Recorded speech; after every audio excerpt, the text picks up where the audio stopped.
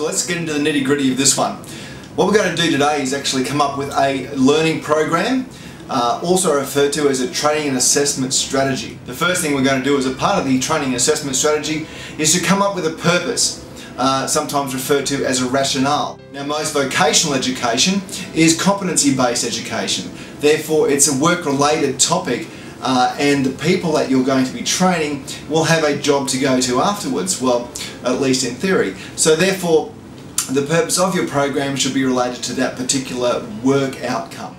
So for example, if I was training some bar staff to get their responsible service of alcohol certificate, the purpose of the program would be to train new bar staff to receive the certificate so they may enter employment in the hospitality industry, something along those lines. I just want to stop for a second and let you know that a training and assessment strategy and a learning program are essentially the same thing.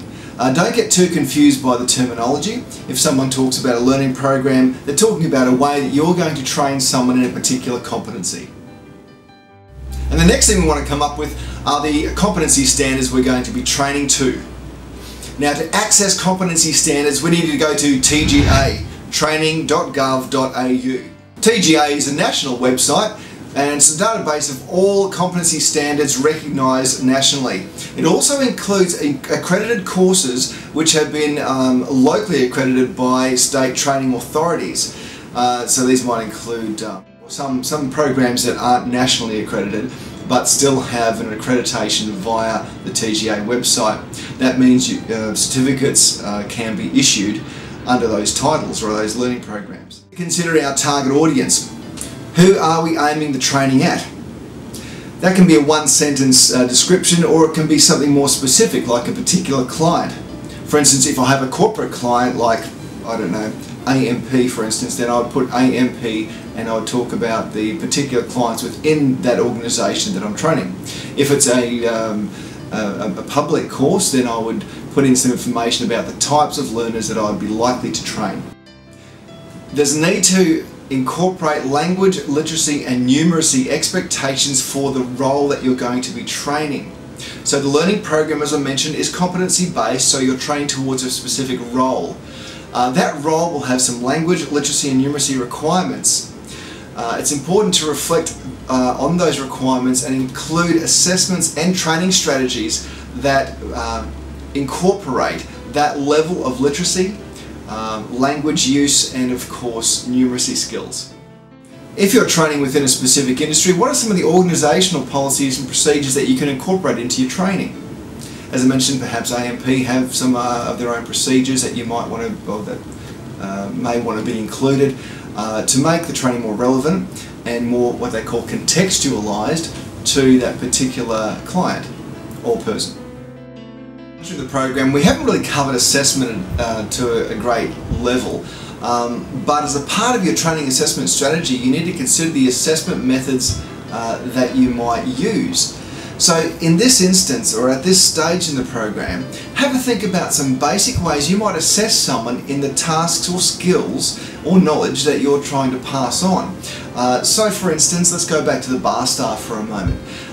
If I was going to assess someone whether they knew how and why they had to serve someone responsibly, we might look at some role plays where they could demonstrate their understanding to me, and perhaps some a short answer test or some sort of other written test to ensure they could provide evidence of their knowledge and what they'd learned. So in the document I would summarise as saying there would be a role play and demonstration assessment, and there would be a short answer test for knowledge.